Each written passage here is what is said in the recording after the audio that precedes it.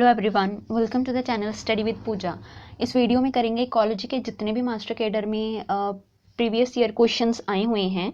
तो इकोलॉजी के जो टॉपिक हैं, बायोडाइवर्सिटी हो गया, इकोसिस्टम हो गया, ऑर्गेनिज्म पॉपुलेशन हो गया और जो इन्वायरमेंटल इशू हैं, उनमें से जितने भी प्रीवियस ईयर में क्वेश्चन आए हुए हैं मास्टर कैडर के सारे, तो उनके बारे में डिस्कस करेंगे। तो इनके जो डिटेल्ड वीडियो हैं चैप्टर्स की, वो हमारी प्लेलिस्ट में है, आप चेक कर सकते हो। तो जो हमारा इन्वायरमेंटल इशू वाला है वो इजी टॉपिक है, उसमें से कुछ इंपॉर्टेंट चीज़ें ज़रूर हैं, तो उसके रिलेटेड सीधे क्वेश्चन ही डिस्कस कर लेंगे। तो स्टार्ट करते हैं। सबसे पहला क्वेश्चन है, the competition of the for the light, nutrient and space is most swear between, कि जो लाइट या न्यूट्रिएंट या स्पेस को लेके, जगह को लेके जो कंपटीशन होता है वो ज़्यादा स्वेयर किस में पाया जाता है। ठीक है, closely related organisms growing in different niche, कि वो ऑर्गेनिज्म जो अलग नीश से बिलोंग करते हैं, या क्लोजली रिलेटेड ऑर्गेनिज्म हैं पर सेम एरिया और नीश से बिलोंग करते हैं, या जो डिस्टेंट रिलेटेड ऑर्गेनिजम्स हैं, दूर हैं और सेम ही हैबिटेट में ग्रो करते हैं, मतलब एक दूसरे से उनका कुछ ज़्यादा रिलेशन नहीं है बट वो सेम हैबिटेट में पाए जाते हैं प्लांट्स या ऑर्गेनिजम्स उनके अंदर, या डिस्टेंट रिलेटेड ऑर्गेनिज्म तो हैं बट डिफरेंट नीश में ही ग्रो करते हैं।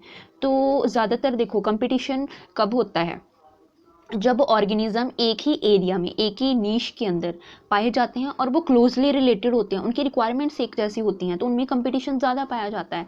ठीक है, तो इसलिए हमारी आएगी ऑप्शन बी, कि क्लोजली रिलेटेड स्पीशीज़ जो सेम एरिया या नीश में पाई जाती हैं, क्लोजली रिलेटेड हैं। ठीक है, तो उनके अंदर जो लाइट, न्यूट्रिएंट या स्पेस को लेकर ज़्यादा कंपटीशन होता है। ठीक है, सेकेंड क्वेश्चन है, which one of the following is not N abiotic component of ecosystem. कौन सा ऐसा है जो एबायोटिक कॉम्पोनेंट नहीं है। एबायोटिक का मतलब जो मतलब नॉन लिविंग नहीं है। ठीक है, एबायोटिक तो नॉन लिविंग होते हैं, उन्होंने कहा जो एबायोटिक कंपोनेंट नहीं है वो बताना है। क्लाइमेट एबायोटिक कंपोनेंट नहीं है, वाटर, माइक्रो ऑर्गेनिज्म के मिनरल। अगर देखिए क्लाइमेट, वाटर, मिनरल ये तो तीनों ही एबायोटिक में आते हैं, सिर्फ माइक्रो ऑर्गेनिजम्स जो हैं ये बायोटिक हैं, लिविंग में आते हैं, तो हमारी ऑप्शन आ जाएगी ऑप्शन सी। ठीक है, नेक्स्ट क्वेश्चन है, which one is a renewable exhaustible natural source energy source, कि कौन सा ऐसा नेचुरल एनर्जी सोर्स है जो कि रिन्यूएबल है। ठीक है, एग्जॉस्टेबल और रिन्यूएबल है, दोबारा से उसको जनरेट किया जा सकता है। ठीक है, तो बायोमास है, कैरोसिन है, पेट्रोलियम है कि कोल है। अगर कैरोसिन, पेट्रोलियम और कोल को देखें तो इनको बनने में बहुत साल लग जाते हैं, तो फॉसिल्स हैं, ये फॉसिल से निकले हुए हैं और इनको बनने में बहुत टाइम लगता है, तो ये नॉन रिन्यूएबल होते हैं। ठीक है, तो हमें तो रिन्यूएबल का पता होना चाहिए, तो वो है बायोमास। बायोमास जो होता है ये मतलब आगे आगे ऑर्गेनिजम्स के अकॉर्डिंग जनरेट होता रहता है, तो ये रिन्यूएबल है, जल्दी जनरेट हो जाता है। बायोमास ए ऑप्शन आ जाएगी। फोर्थ क्वेश्चन है, the process of vernalization is practised. Vernalization कौन से एरिया में ज़्यादा होती है। वर्नलाइजेशन में ये काफ़ी हेल्पफुल होती है, जो वर्नलाइजेशन की प्रोसेस है ये प्लांट्स के लिए काफ़ी हेल्पफुल होती है, ताकि उनमें फ्लावरिंग जल्दी हो सके, फ्लावर जल्दी ग्रो कर सके। ठीक है, तो कहते हैं कौन से एरिया में ये जल्दी होती है, तो कोल्ड एरिया में, हॉट कंट्रीज़ में, ओनली इन सब ट्रॉपिकल कंट्रीज़, या ओनली इन ट्रॉपिकल कंट्रीज़। तो कौन से में सबसे ज़्यादा वर्नलाइज प्रैक्टिसाइज्ड होती है, कोल्ड कंट्रीज़ में प्रैक्टिसाइज्ड होती है, जहाँ पे जल्दी फ्लावरिंग इसकी वर्नलाइजेशन के थ्रू की जा सकती है। ठीक है, तो कोल्ड कंट्रीज़ आएगा इसका, ठंडे एरिया में। फिर है फिफ्थ क्वेश्चन हमारा, कि विच one of the following is not a characteristic of population. ये जो सारे क्वेश्चन हैं ये मास्टर कैडर के पेपर में ही आए हुए हैं। ठीक है, तो इनको ध्यान से कर लेना, क्योंकि इनसे हमें आइडिया हो जाता है कि कैसे के क्वेश्चन हैं। अगर हम ध्यान से देखें तो बहुत ज़्यादा टफ क्वेश्चन नहीं डाले हैं, अगर आपके बेसिक्स बिल्कुल क्लियर हैं तो बड़ी आसानी से आप सॉल्व कर सकते हो इनके। ठीक है, बाकी थोड़ी मतलब बेसिक करना ज़रूरी है, थोड़ी सी डिटेल पता होनी चाहिए जो कॉमन चीज़ें हैं उनकी। ठीक है, तो विच one of the following is not characteristics of population, कि पॉपुलेशन की करैक्टरिस्टिक्स कौन से नहीं हैं। अभी उन्होंने बताया हुआ है ना कि पॉपुलेशन के बताने हैं कि कौन से करैक्टरिस्टिक्स नहीं हैं। तो सेक्स रेशो है, स्ट्रेटिफिकेशन है, मोर्टेलिटी रेट मतलब डेथ रेट है, ठीक है, डेथ रेशो है, और नेटेलिटी रेशो है, बर्थ रेशो है। ठीक है, तो अगर हम ध्यान से देखें सेक्स रेशो, मोर्टेलिटी रेशो और नेटेलिटी रेशो से हम पता कर सकते हैं पॉपुलेशन का, है ना।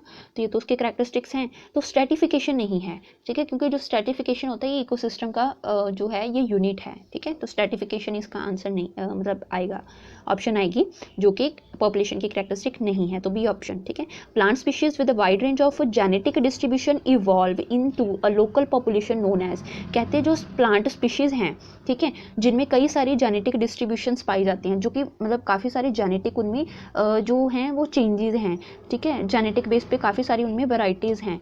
तो अगर एक लोकल पॉपुलेशन में ये सारे अलग अलग वैरायटी के जेनेटिक डिस्ट्रीब्यूशन पाए जाएं, वो भी वाइड रेंज में, तो उसको हम क्या बोलेंगे, बायोम बोलेंगे, इकोसिस्टम बोलेंगे, पॉपुलेशन बोलेंगे कि इको टाइप बोलेंगे। देखो लोकल पॉपुलेशन के बेस पे हमें कहा है, ठीक है, अगर तो हमें पूरे लेवल पे बोला होता है, हाई लेवल पे, तो हम बायोम या इकोसिस्टम कहते हैं, ठीक है। तो अभी हमें लोकल पॉपुलेशन का बोला है, लोकल पॉपुलेशन की बात करें तो उसमें इको टाइप आता है, ठीक है। तो हमारी ऑप्शन आएगी ऑप्शन डी, इको टाइप।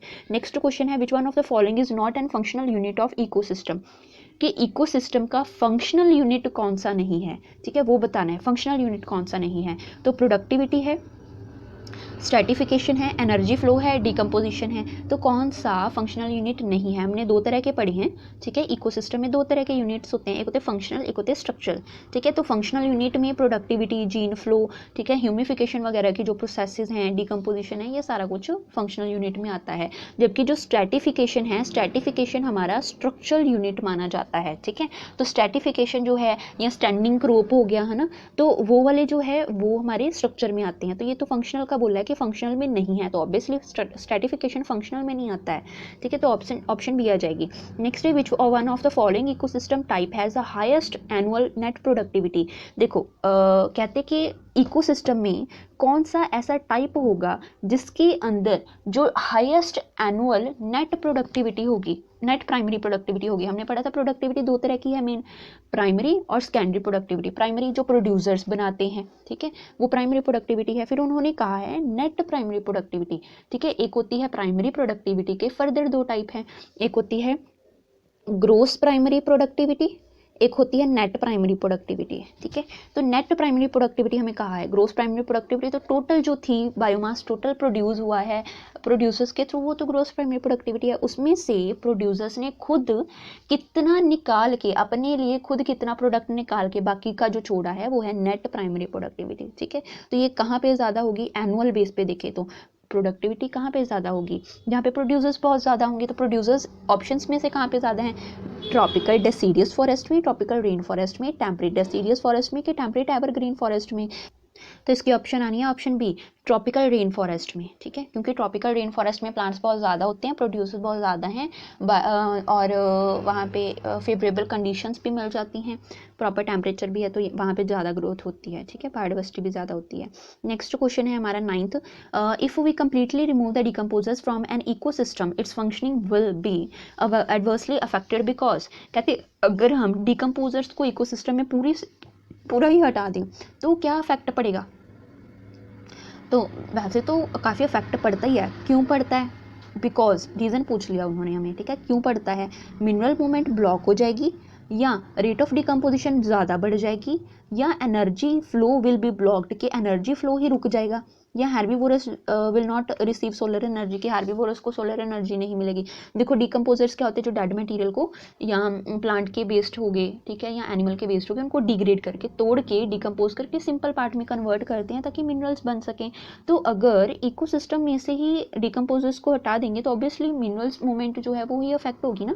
तो मिनरल उन्होंने हमें ऑप्शंस काफ़ी दी हैं चारों, ठीक है, उसमें कहा है कि मिनरल मूवमेंट ब्लॉक हो जाएगी, बिल्कुल होगी, ठीक है, रेट ऑफ डिकम्पोजिशन बढ़ जाएगी, बिल्कुल नहीं बढ़ेगी, डिकम्पोजर्स ही नहीं रहे तो डिकम्पोजिशन कहाँ से बढ़ जाएगी, ठीक है। तो एनर्जी फ्लो ब्लॉक हो जाएगा, नहीं एनर्जी फ्लो का तो चलो ब्लॉक नहीं होगा क्योंकि बाकी के तो हैं, उनमें तो चलो एनर्जी चल रही है प्रोड्यूसर कंज्यूमर वगैरह में, है ना, उसके बाद ही डिकम्पोजर्स आते हैं। फिर है कि हेर्बीवोरस जो है उनको सोलर एनर्जी नहीं मिलेगी तो इसका भी कोई इफेक्ट नहीं होगा। हमारी फर्स्ट ऑप्शन बिल्कुल ठीक है कि मिनरल मूवमेंट जो है वो ब्लॉक हो जाएगी, ठीक है। नेक्स्ट क्वेश्चन करते हैं, in the coming year skin related disorders will be common due to कि आने वाले टाइम में स्किन रिलेटेड प्रॉब्लम्स ज़्यादा बढ़ जाएंगी, कॉमन हो जाएंगी। क्यों कॉमन हो जाएंगी? वाटर पॉल्यूशन की वजह से, ओजोन लेयर डिप्लीट होने की वजह से, एयर पॉल्यूटेंट्स की वजह से, या डिटर्जेंट यूज़ करने की वजह से स्किन रिलेटेड प्रॉब्लम होगी। तो ऑब्वियसली हमारी बी ऑप्शन आएगी, क्योंकि स्किन रिलेटेड प्रॉब्लम्स कैसे आती हैं?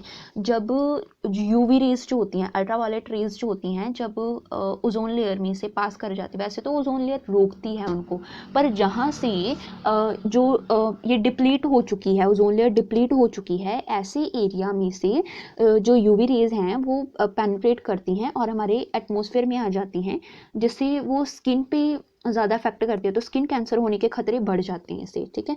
तो इसलिए कहते हैं ऐसे अगर ओजोन लेयर डिप्लीट होती रही तो ऑब्वियसली बढ़ ही जाएंगे, स्किन रिलेटेड डिसऑर्डर बढ़ जाएंगे, ठीक है। तो हमारी बी ऑप्शन आ जानी है। नेक्स्ट क्वेश्चन करते हैं 11th question. How carbon monoxide emitted by the automobiles prevent the transport of the oxygen into the body tissues? कहते जो कार्बन मोनोक्साइड है, कार्बन मोनोक्साइड यानी कि CO जो है, ठीक है, कहते जब ऑटोमोबाइल्स के फ्यूल मतलब होते हैं, ठीक है, बर्न होते हैं, तो उस टाइम ऑक्सीजन जो है, कार्बन मोनोक्साइड की वजह से जो ऑक्सीजन है वो ट्रांसपोर्ट नहीं हो पाती बॉडी टिश्यू में। क्यों नहीं हो पाती? By forming a stable compound with the haemoglobin के कार्बन मोनोक्साइड प्रॉब्लम क्रिएट कर रही है। तो कैसे क्रिएट कर रही है? By forming a stable compound with haemoglobin के जो हमारा ब्लड के अंदर हीमोग्लोबिन होता है उसके साथ स्टेबल कंपाउंड बना लेती है ये कोई, या by obstructing the reaction of the oxygen with haemoglobin, ठीक है, या enhancing by changing oxygen into carbon dioxide की ऑक्सीजन को कार्बन डाइऑक्साइड में चेंज कर देती है, या हीमोग्लोबिन को ही मतलब के थ्रू डिस्ट्रॉय कर देती है ऑक्सीजन को, तो इसलिए नहीं पहुंच पाती। तो सिंपल सा इसका आंसर है कि जब जो हीमोग्लोबिन है, ठीक है, उसके साथ वैसे तो ऑक्सीजन कंबाइन करती है और ऑक्सी हीमोग्लोबिन बना के बॉडी में पास करती है, सारे टिश्यूज़ तक पहुंचती है। तो हीमोग्लोबिन के थ्रू ऑक्सीजन सारे टिश्यूज़ तक पहुंच गई।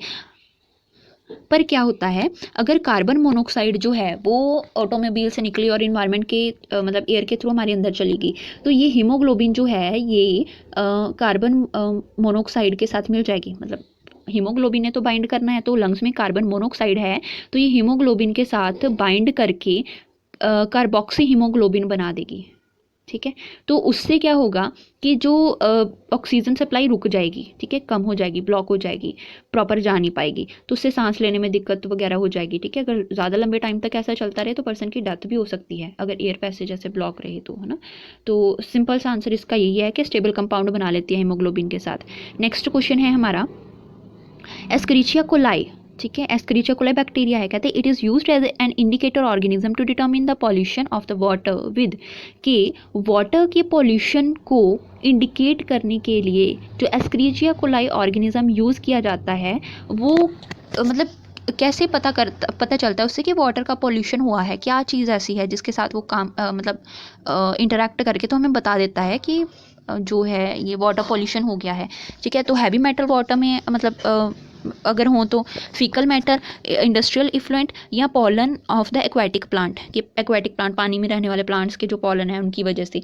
तो एस्क्रिचिया कोलाई जो है वो इंडिकेटर ऑर्गेनिज्म यूज़ किया जाता है ताकि पता चल सके, फीकल मैटर के थ्रू ऐसे पता चलता है, ठीक है, अगर फीकल मैटर जो है वो प्रेजेंट हैं, ठीक है, क्योंकि ये जल्दी मतलब जहाँ पे फीकल मैटर वगैरह होता है तो ये एस्क्रिचिया कोलाई वहाँ पे बहुत जल्दी ग्रो करके तो इंडिकेशन दे देते हैं, तो इसलिए हमारी ऑप्शन आएगी ऑप्शन बी, ठीक है। नेक्स्ट क्वेश्चन करते हैं 5 जून इज़ ऑब्जर्व्ड एज, कि 5 जून को क्या मतलब मनाया जाता है? World forest day, world environment day, world wild life day, या वर्ल्ड पॉपुलेशन डे? तो वर्ल्ड इन्वायरमेंट डे मनाया जाता है, ठीक है, ताकि इन्वायरमेंट को लेके लोगों को अवेयर किया जा सके कि हमारा इन्वायरमेंट हमारे लिए कितना इम्पॉर्टेंट है, इसमें पाई जाने वाले जो ऑर्गेनिजम्स हैं उनका क्या रोल है और उनको कैसे संभाला जा सके, है ना, और इन्वायरमेंट को कैसे साफ रखा जा सके, तो उसकी अवेयरनेस के लिए मनाए जाते हैं। तो वर्ल्ड इन्वायरमेंट डे, ठीक है। 13th क्वेश्चन, ठीक है, इसकी ऑप्शन आनी है ऑप्शन बी।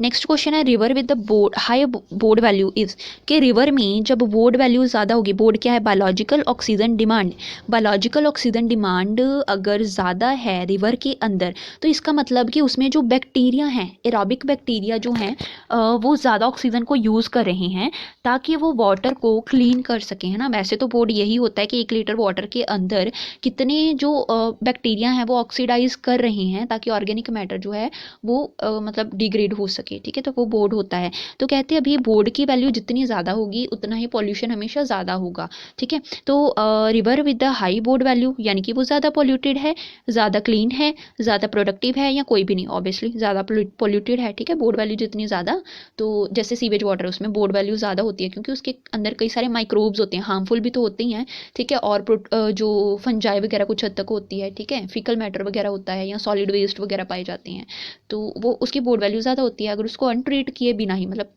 अनट्रीट किए ही, मतलब बिना साफ़ किए ही सीधा रिवर में डाल देंगे तो रिवर का पानी जो है उसमें बोर्ड वैल्यू ज़्यादा आ जाएगी क्योंकि वाटर ट्रीट नहीं हुआ है, ठीक है। तो water highly polluted. Next question है ratio between the regional and species diversity is, के जो रीजनल एक रीजन की और स्पीशीज़ की जो डाइवर्सिटी है, ठीक है, उसकी रेशो को हम क्या बोलते हैं, कौन सी डाइवर्सिटी बोलेंगे, ये भी हमने पढ़ा हुआ है अगर आपने वीडियो को देखा हो ऑर्गेनिज्म एंड पॉपुलेशन की, ठीक है।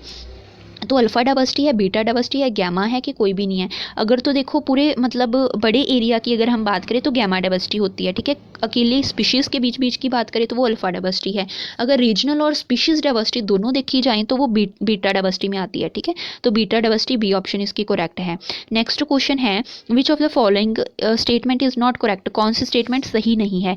इकोसिस्टम एक ओपन सिस्टम है, पहले तो ये कह दिया, ठीक है, हाँ ओपन सिस्टम है, एबायोटिक बायोटिक कंपोनेंट्स फंक्शन करते हैं, एबायोटिक्स भी तो हैं यहाँ पे, ठीक है, तो ओपन ही है। Ecosystem is a self sustaining and dynamic structure, बिल्कुल सेल्फ सस्टेनिंग है इकोसिस्टम, तो ये तो ठीक है। Sun is ultimate source for the energy for any ecosystem, बिल्कुल सन ज़रूरी है प्रोड्यूसर्स के लिए क्योंकि प्रोड्यूसर्स से ही तो स्टार्ट होता है ना, चेन स्टार्ट होती है, तो बिल्कुल ये भी स्टेटमेंट करेक्ट है। फिर है in artificial ecosystem flow of energy is not unidirectional, क्या जो आर्टिफिशियल इकोसिस्टम होते हैं उसमें यूनिडायरेक्शनल नहीं है एनर्जी फ्लो, कि एक ही डायरेक्शन में काम नहीं करता, बिल्कुल गलत है ये, ठीक है। एक ही डायरेक्शन में काम करता है, चाहे आर्टिफिशियल है चाहे दूसरा है, ठीक है, नेचुरल इकोसिस्टम है। तो ऑप्शन इसकी आएगी ऑप्शन डी, ठीक है, तो ऑप्शन आएगी इसकी ऑप्शन डी। नेक्स्ट क्वेश्चन है which biological characteristic is not commonly found in invasive species, कि जो इन्वेजिव स्पीशीज़ होती हैं, इन्वेजिव क्या हैं, जो बाहर की स्पीशीज़ होती हैं, किसी दूसरे एरिया दूसरी कंट्री से आई होती हैं, जिनको हम एक्जॉटिक स्पीशीज़ बोल देते हैं, तो कहते हैं उसमें क्या बायोलॉजिकल कैरेक्टरिस्टिक कॉमन नहीं मिलते हैं। तो optimal local adaptation, high radio active capacity, reproductive capacity नहीं मिलती है, ब्रॉड इकोलॉजिकल टॉलरेंस नहीं मिलती है, वेल डेवलप्ड डिस्पर्सल सिस्टम नहीं मिलता, तो ये सारा कुछ पाया जाता है, बस इसको छोड़ के लोकल एडेप्शन नहीं होती उसकी, ठीक है, ऑप्टिमल लोकल एडेप्शन नहीं होती है उसकी। बाकी तो हाईली रिप्रोडक्टिव भी होती है, जैसे पार्थेनियम का हमने पढ़ा है, कैरेट ग्रास का ना, टेरर ऑफ बंगाल जिसको बोलते हैं, वाटर हाइसिंथ, ठीक है, उसमें भी वो भी इन्वेजिव स्पीशीज़ ही है, ठीक है। तो ये कॉमन चीज़ें हैं इनमें कि रिप्रोडक्टिव कैपेसिटी भी ज़्यादा होती है, इकोलॉजिकल टॉलरेंस भी काफ़ी होती है, डिस्पर्सल सिस्टम भी वेल डेवलप होता है, तो ये तो सारी पाई जाती है, बस उसमें लोकल एडेप्शन नहीं होती है, ऑप्टिमल लोकल एडेप्शन, ठीक है, तो ऑप्शन ही आ जाएगी। नेक्स्ट है 18th question, dash is biodegradable pollutant, कि कौन सा ऐसा पॉल्यूटेंट है जो है पॉल्यूटेंट बट बायोडिग्रेडेबल है, मतलब डिग्रेड किया जा सकता है, उसको सिंपल सब्सटेंस में कन्वर्ट किया जा सकता है, ऑर्गेनिक सब्सटेंस को, ठीक है। तो मरकरी है, सीवेज है, वाटर प्लास्टिक है, क्या एस्बेस्टोस है, तो मरकरी, प्लास्टिक और एस्बेस्टोस जो होता है ये तो बायोडिग्रेडेबल नहीं है, ठीक है, डिग्रेड नहीं होते हैं, तो सीवेज जो है ये डिग्रेड हो सकता है, तो ऑप्शन हमारी आ जाएगी ऑप्शन बी, ठीक है। नेक्स्ट क्वेश्चन पे आते हैं 19th question, which of the following is not a reason why population growth decline, कहते कौन सा ऐसा रीज़न नहीं है कि वाई पॉपुलेशन ग्रोथ डिक्लाइन, के जिससे पॉपुलेशन ग्रोथ जो है वो कम होती है, जबकि जो पॉपुलेशन साइज़ है वो अपनी कैरिंग कैपेसिटी तक है, फिर भी पॉपुलेशन ग्रोथ कम हो रही है।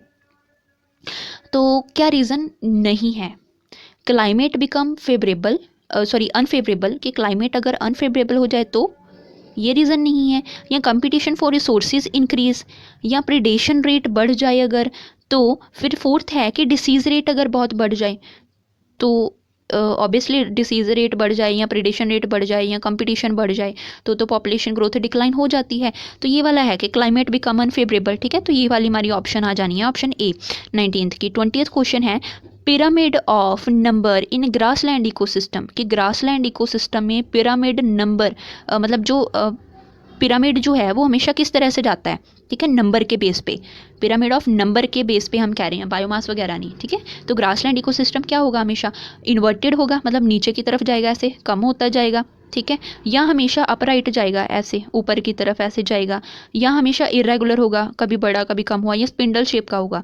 तो जो ग्रासलैंड इकोसिस्टम है, ग्रासलैंड में ग्रास मीन ज़्यादा प्रोड्यूसर्स ज़्यादा होंगे, उसके बाद कंज्यूमर थोड़े कम, सेकेंडरी कंज्यूमर थोड़े कम, टर्शियरी कंज्यूमर थोड़े कम, ऐसे करके होगा। तो ये तो अपराइट जा रहा है, तो इसकी ऑप्शन आएगी ऑप्शन बी, ऑलवेज अपराइट, ठीक है। नेक्स्ट क्वेश्चन है हमारा, in the ecological succession from the pioneer to climax stage the biomass shall, कि मान लो जो इकोलॉजिकल सक्सेशन है, इकोलॉजिकल सक्सेशन का हमने पढ़ा हुआ है ना इकोसिस्टम में, कि उसमें अगर पॉइनियर स्पीशीज से क्लाइमैक्स स्टेज की तरफ सक्सेशन बढ़ रहा है तो उसमें बायोमास, मतलब बायोमास जो प्रोडक्ट तैयार होता है ऑर्गेनिजम्स के थ्रू, ठीक है, तो वो क्या होगा, कम होगा, बढ़ेगा, ठीक है, क्या होगा, डिक्रीज होगा, मतलब कम होगा, बढ़ जाएगा, इंक्रीज होगा, इंक्रीज करेगा, फिर डिक्रीज करेगा, या कोई चेंज ही नहीं शो होगा। तो देखो पॉइनियर स्पीशीज़ क्या होती हैं, कोई खाली एरिया जहाँ पे पहले कुछ भी नहीं था, वहाँ पे कोई स्पीशीज़ आ गई, आके वहाँ पे रहने लगी, ठीक है, धीरे धीरे उनमें डेवलपमेंट होती रही, सीरे के थ्रू डेवलपमेंट होती रही, और एंड में वो क्लाइमैक्स मतलब स्टेबल कम्युनिटी में चेंज होगी, पॉइनियर कम्युनिटी स्टेबल कम्युनिटी में चेंज हुई। तो इस टाइम पे क्या हुआ, जैसे जैसे नंबर ऑफ ऑर्गेनिज्म बढ़ते गए, तो नंबर ऑफ ऑर्गेनिज्म बढ़ेंगे तो बायोमास ऑब्वियसली बढ़ेगा ही, ठीक है। तो इसलिए ऑप्शन आएगी ऑप्शन बी, इंक्रीज होता है। नेक्स्ट क्वेश्चन है, when a huge amount of the sewage is dumped into the river it's board, कि अगर जो सीवेज है वो सीधा ही बहुत सारा जो सीवेज है वो सीधा रिवर में डंप कर दिया जाए, ठीक है, तो क्या होगा, उसकी बोर्ड वैल्यू क्या होगी, बायोलॉजिकल ऑक्सीजन डिमांड क्या होगी। देखो सीवेज वाटर जो है वो तो अनट्रीटेड है, मान लो, है ना, सीवेज वाटर अनट्रीटेड है, उसकी तो ट्रीटमेंट ही नहीं हुई अभी, प्राइमरी सेकेंडरी टर्शियरी ट्रीटमेंट करके उसको साफ नहीं किया गया, वेस्ट रिमूव नहीं किए गए, तो इसमें ऐसे तो टाइम पे उसकी बोर्ड वैल्यू ज़्यादा होगी। तो अगर ज़्यादा बोर्ड वैल्यू वाला सीवेज वाला वाटर सीधा ही रिवर में डाल दोगे तो क्या होगा, रिवर की बोर्ड भी तो बढ़ ही जाएगी, है ना। तो स्लाइटली इंक्रीज डिक्रीज, धीरे धीरे कम होगी, रिमेन अनचेंज्ड के चेंज ही नहीं होगी, इंक्रीज हो जाएगी कि डिक्रीज हो जाएगी, इंक्रीज हो जाएगी, ठीक है। नेक्स्ट क्वेश्चन पे आते हैं, most of the plant pathogens affect the crop yield by causing the infection specially in, कि ज़्यादातर जो प्लांट पैथोजेंस होते हैं जो क्रॉप ईड को अफेक्ट करते हैं इन्फेक्शन करके,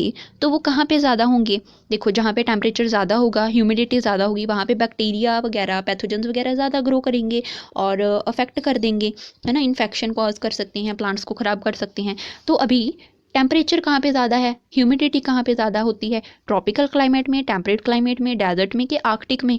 तो टेम्परेचर आर्कटिक में तो वैसे ही बहुत कम होता है, तो ये नहीं आना, है ना। टेम्परेट में बारिश कम होती है, ह्यूमिडिटी ज़्यादा नहीं होती, ये भी नहीं आना। डेजर्ट में तो वैसे गर्मी ज़्यादा होती है बट बारिश ही नहीं होती, ह्यूमिडिटी बहुत कम है, मतलब ये भी नहीं आएगा। ट्रॉपिकल क्लाइमेट जो है ये हमारा सही आंसर है, ठीक है, क्योंकि ट्रॉपिकल जैसे रेन फॉरेस्ट हैं तो वहाँ पे प्लांट्स भी ज़्यादा हैं, प्रोडक्टिविटी भी ज़्यादा है, ह्यूमिडिटी भी ज़्यादा है, बारिश भी काफ़ी ज़्यादा होती है ना, और वहाँ पे टेम्परेचर भी काफ़ी ज़्यादा रहता है, ठीक है, तो इसलिए तो हमारी ऑप्शन आ जाएगी ऑप्शन ए। नेक्स्ट क्वेश्चन है हमारा, the study of an individual और its population in relation to its environment, कि अगर कोई इंडिविजुअल या पॉपुलेशन जो है उसकी हम इन्वायरमेंट के साथ रिलेशन स्टडी करते हैं, उसको हम क्या बोलते हैं, इकोलॉजी बोलते हैं। इकोलॉजी में तो पढ़ते हैं हम इसको, ठीक है, ऑर्टिकोलॉजी बोलते हैं, साइनिकोलॉजी बोलते हैं, या फाइटोसोशियोलॉजी बोलते हैं। तो इसकी आनी है ऑप्शन बी, ऑटो इकोलॉजी बोलते हैं, ठीक है, ऑर्टिकोलॉजी। नेक्स्ट है, major aerosol pollutants in the jet plane emission is, कि जो एरोसोल पॉल्यूटेंट के तौर पे प्लेन में से एमिट होता है वो कौन सा है, सल्फर डाइऑक्साइड है, कार्बन मोनोक्साइड है, CH4 है, या फ्लोरोकार्बन है। तो इसकी ऑप्शन डी बिल्कुल ठीक है, कि जो फ्लोरोकार्बन है वो एमिट होता है जब जेट प्लेन जो है उसका इंजन काम करता है ना। तो क्योंकि जो एरोसोल्स होते हैं, देखो जो एरोसोल्स होते हैं ना वो प्रेशर के साथ वो मतलब रिलीज़ होते हैं, ठीक है। तो जैसे अभी जेट का इंजन जो होता है, ठीक है, इंजन प्रोपल्शन के लिए वो प्रेशर जनरेट करता है, तो उस प्रेशर से एरोसोल्स रिलीज़ होते हैं। तो ये फ्लोरोकार्बन जो है वो उसी टाइम रिलीज़ होता है, ठीक है। तो इसके ऑप्शन आएगी ऑप्शन डी। नेक्स्ट क्वेश्चन है gas released during the Bhopal tragedy जो हुई थी, भोपाल गैस जो हुई थी रिलीज़ हो गई थी, ठीक है। तो ये कौन सी ऐसी गैस थी कहते जिसकी वजह से, गैस रिलीज़ होने की वजह से बहुत ज़्यादा नुकसान हुआ था, उससे जो काफ़ी सारी म्यूटेशंस भी आ गई थी। तो कौन सी ऐसी थी वो? मिथाइल आइसोसाइनेट है, पोटेशियम आइसोथायोसाइनेट है, सोडियम आइसोथायोसाइनेट है, या इथाइल आइसोथायोसाइनेट है। तो इसकी ऑप्शन आनी है ऑप्शन ए, मिथाइल आइसोसाइनेट जो थी ये 2 दिसंबर 1984 को रिलीज़ हो गई थी, ठीक है, भोपाल में। तो काफ़ी नुकसान हुआ था इससे भी। तो आगे है acid rain is formed due to increase in the concentration of which one of the following pair of gases. कि एसिड रेन जो बनती है, ठीक है, एसिड रेन जब बनती है तो वो कौन सी ऐसी गैसेज हैं जिनकी कंसनट्रेशन बढ़ने से ये बनती है। देखो एसिड रेन का मतलब वाटर के अंदर जब एसिड जो है, रेन वाटर में एसिड ऐड हो जाते हैं, है ना, इन्वायरमेंट में से, तो उसको एसिड रेन बोलते हैं। तो कौन सी गैसेज बढ़ जाने से होगा? ओजोन और ऑक्सीजन बिल्कुल नहीं, वो तो हमारे लिए यूज़फुल हैं। कार्बन डाइऑक्साइड, कार्बन मोनोऑक्साइड नहीं। सल्फर डाइऑक्साइड और कार्बन मोनोऑक्साइड नहीं। सल्फर डाइऑक्साइड तो चलो है बट कार्बन मोनोऑक्साइड नहीं है। तो सल्फर डाइऑक्साइड और नाइट्रोजन ऑक्साइड्स जो हैं, ठीक है, वो वाले हैं बिल्कुल। जो सल्फर डाइऑक्साइड और नाइट्रोजन के जो ऑक्साइड्स होते हैं, ठीक है, ये जब मतलब ये रिलीज़ होते हैं जब फैक्ट्रीज़ वगैरह या इंडस्ट्रीज़ की चिमनीज़ में से वो धुआं वगैरह निकलता है ना, तो इन्वायरमेंट में चला जाता है, उसमें ये सारे पॉल्यूटेंट्स प्रेजेंट होते हैं, तो वो इन्वायरमेंट में चले जाते हैं। तो जब रेन वाटर में ये ऐड होते हैं तो रेन की पीएच जो होती है वो कम हो जाती है, 5 से कम हो जाती है, तो एसिडिक हुई ना। तो इसलिए इन पॉल्यूटेंट्स की वजह से एसिड रेन में एसिड जो है वो आता है, ठीक है। तो उसके बाद है most important reason for a decrease in the biodiversity is, कि बायोडाइवर्सिटी बहुत कम होने का सबसे बड़ा रीज़न क्या है? पॉपुलेशन हैबिटेट पॉल्यूशन, के हैबिटेट जो है वो ही पॉल्यूट हो चुका है, उससे बायोडाइवर्सिटी कम होती है? नहीं, कुछ खास फर्क नहीं पड़ता है। इंट्रोडक्शन ऑफ एक्जोटिक स्पीशीज़, के एक्जोटिक स्पीशीज़ आने से बायोडाइवर्सिटी कम हो जाए? नहीं, मतलब ज़्यादा फर्क नहीं पड़ता, एक मतलब काफ़ी हद तक पड़ता है बट बहुत ज़्यादा नहीं कह सकते। ओवर एक्सप्लॉयटेशन है या हैबिटेट डिस्ट्रक्शन है? तो हैबिटेट डिस्ट्रक्शन सबसे बड़ा रीज़न है। ओवर एक्सप्लॉयटेशन भी है, मतलब रीज़न ये सारे हैं बट उन्होंने कहा मोस्ट इंपॉर्टेंट रीज़न क्या है? हैबिटेट डिस्ट्रक्शन, ठीक है। हैबिटेट ही नहीं बचेगा तो ऑर्गेनिज्म जाएंगे कहाँ पे? तो वो फिर मतलब कम हो जाते हैं, ठीक है। तो हैबिटेट डिस्ट्रक्शन हो जाएगी, ऑप्शन डी। नेक्स्ट क्वेश्चन है the conservation in the living species with in the natural habitat is called, कि जो कंजर्वेशन है लिविंग स्पीशीज़ के, जो कंजर्वेशन है उनके नेचुरल हैबिटेट में, ठीक है, उसको हम क्या कहते हैं? देखो अगर लिविंग ऑर्गेनिज्म को उनके नेचुरल एरिया में ही जहाँ पे वो रहते हैं वहाँ पे ही उनको कंजर्व किया जाए, उनको संभाला जाए, जो कि ख़त्म होने वाली हैं या ख़त्म होने तक पहुँच गई हैं, तो ऐसे कंजर्वेशन को हम क्या बोलेंगे? इन सिटू, एक्सिटू, इन विट्रो या इन एक्स विट्रो। देखो इन सिटू आएगी। देखो इन सिटू में क्या होता है? नेचुरल इन्वायरमेंट में ऑर्गेनिज्म को रखा जाता है, उनके कंजर्व किया जाता है वहीं पे, ठीक है, वो इन सिटू है। एक्सिटू तो नेचुरल इन्वायरमेंट से बाहर रखना है, चाहे किसी भी तरह से उसको बचाया जाए तो एक्सटिंक्ट होने से बचाना है बस, इन्वायरमेंट से, नेचुरल इन्वायरमेंट से बाहर रख के, जैसे सीड बैंक वगैरह में रख लेना ना, तो ये नहीं आएगा। इन विट्रो भी नहीं आएगा, इन विट्रो मतलब लेबॉर्ट्री में। एक्स विट्रो ये भी नहीं है, ठीक है। इन सिटू बिल्कुल ठीक है हमारी। उसके बाद है high biological oxygen demand board indicate, board ज़्यादा होगा तो क्या होगा? वाटर प्योर होगा? बिल्कुल नहीं। एब्सेंस ऑफ माइक्रोबियल एक्शन ही नहीं हो रहा? बिल्कुल नहीं, गलत, करते हैं microbe action. Low level of microbial pollution कम है माइक्रोब्स की वजह से? बिल्कुल गलत है। तो पॉल्यूशन तो ज़्यादा होता है, क्यों? क्योंकि कुछ माइक्रोब्स हार्मफुल भी तो होते हैं जो वाटर को कंटेमिनेट करते हैं और हमें बीमारियाँ हो सकती हैं उनसे, है ना। तो high level of microbial pollution बिल्कुल सही, तो ऑप्शन आएगी ऑप्शन डी, ठीक है। तो उसके बाद है among the following which one is not an abiotic component of ecosystem? Same abiotic component, ये 2021 में आया हुआ है, ठीक है, ये 2021 का पेपर है।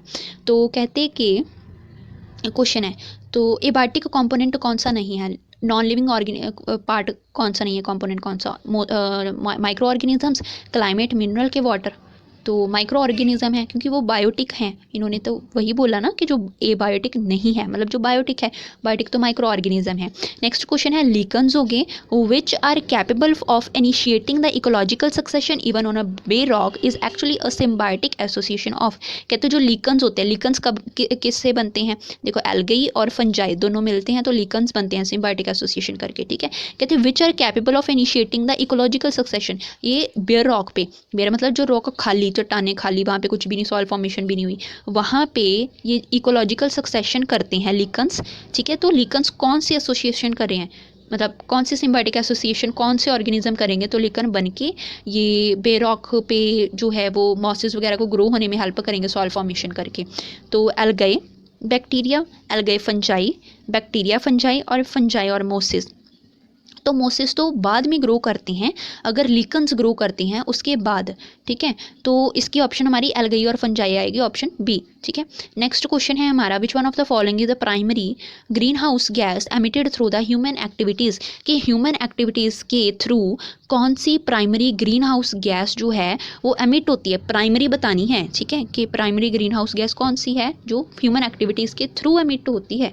तो मीथेन है, कार्बन डाइऑक्साइड है, कार्बन मोनोऑक्साइड है, कि वाटर वेपर्स हैं।